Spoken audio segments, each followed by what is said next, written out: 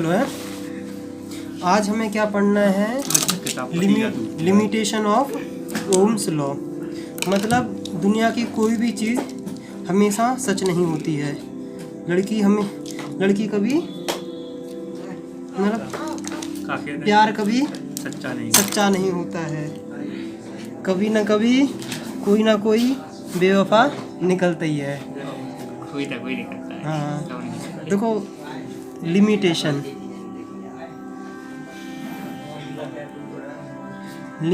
Of Ohm's law.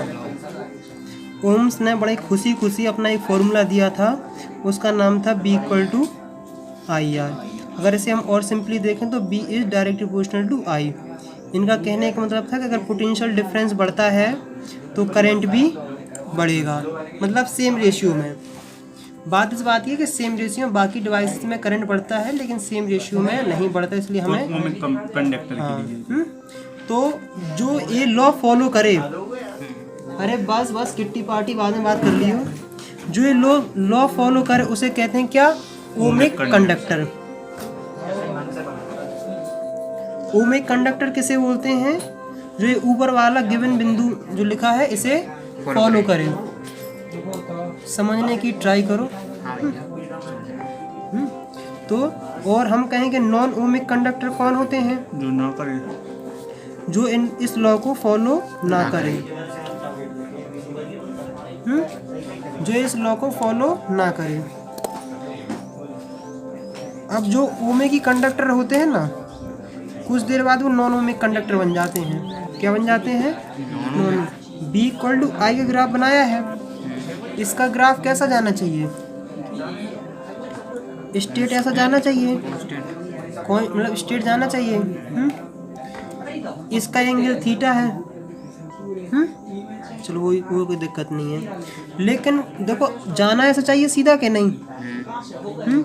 लेकिन ज़्यादा बढ़ाने पर ऐसा चेंज आने लगता है। जो यहाँ से इसका डेविएशन हो रहा है ना, यही शो करता है नॉन ओमिक बिहेवियर पे। अगर आ जाए तो क्या आ जाए कि अगर इससे अलग करने लगा तो नॉन ओमिक बिहेवियर। इतना समझ में आ गया कि नहीं? ये पहला तो कंडक्टर में ही आ गया है। अब दूसरा तुम पढ़ोगे पीएन जंक्शन, जिसपे लगभग पूरी इलेक्ट्रॉनिक सी पीएन जंक्शन डायोड। इसे तुम सेमीकंडक्टर में पढ़ोगे, आ गई।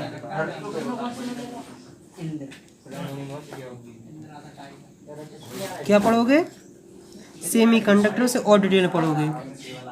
इतना समझ लो कि पीएन जंक्शन या डायोड एक प्रकार का ऐसे रेजिस्टेंस होता है, एक प्रकार का कंपोनेंट है। जब अपन इसको वहाँ पढ़ेंगे तो पूरी डिटेल में पढ़ेंगे। उसका जो ग्राफ बनता है इनपुट और यहाँ हम बनाते हैं किसका? I और B में ग्राफ। ये पॉजिटिव का तो यहाँ निगेटिव का है, यहाँ पॉजिटिव का है तो यहाँ नेगेटिव का है। यहाँ तक कोई दिक्कत, कोई समस्या? अब देखो तुम्हारे हिसाब से ग्राफ स्ट्रेट जाना चाहिए, लेकिन इसका ग्राफ जाता है ऐसा। और रिवर्स में अगर करोगे तो ऐसा भी जाता है। इसका मतलब ये वाला ये कर्व में आ गया ना, तो ये भी ओमिक कंडक्टर नहीं है। 2 पॉइंट हो गए कि नहीं? इतना समझ लो कि इनके जो ग्राफ हैं और इनके जो एग्जाम्पल हैं वही तुम्हारे में क्या है? इम्पोर्टेंट हैं। अभी तुम्हारे पास एक और आएगा, तीसरा पॉइंट। अगर हम बात करते हैं आता थायरिस्टर। क्या आता है? थायरिस्टर। ये भी एक सेमी कंडक्टर डिवाइड के वहाँ आता है इलेक्ट्रॉनिक्स में। उसका जो ग्राफ बनता है, उसका ग्राफ बनता है ऐसा। देखो अगर कभी भी एग्जाम में इससे रिलेटेड क्वेश्चन आ जाए तो तुम्हें ओमिक और नॉन ओमिक की कंडक्टर की डेफिनेशन लिखनी है और तुम्हें इनके एग्जाम्पल देने और ग्राफ बना देने, तुम्हारा नंबर मिलेगा पूरा। इसका जो ग्राफ बनता है वो बनता है ऐसा। खुशी की बात यह है कि इसको तुम अभी नहीं पढ़ोगे, इसको तुम पढ़ोगे कहाँ? B.Tech में, अगर वहाँ तक पहुँच पाए तो। आप भी तो बच्चे B.Tech हमारा तो पूरे चैप्टर हैं, तो वहीं बता रहे कि वहीं इसको डिटेल में पढ़ाया जाता है। क्या है ये भी आई।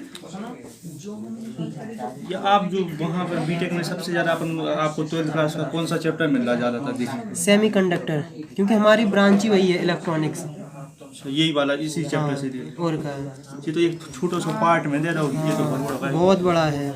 अब चौथा टॉपिक पढ़ोगे वो तुम पढ़ने वाले हो क्या, गैलियम आर्सेनाइड। ये भी उसी के अंतर्गत आता है, इसे GAAS बोलते हैं। इसी ये भी उसी में ये एक डिवाइस है भैया। हाँ जी साहब। हाँ, ये सब उसी में आते हैं। अभी सबसे सिंपल अगर तुम्हें समझना है तो तुम एनोड समझ लेना, नहीं सॉरी डायोड तुम्हें हम डिटेल में समझाएंगे जब हम सेकंड बुक में तुम्हारे चैप्टर वहाँ। यहाँ तो तुम्हें पता है, अगर क्वेश्चन आ जाए तो तुम्हें ओमिक नॉन ओमिक की डेफिनेशन लिखनी है और क्या करना है, बस उनके डायग्राम बनाने हैं, इतना बस बहुत है।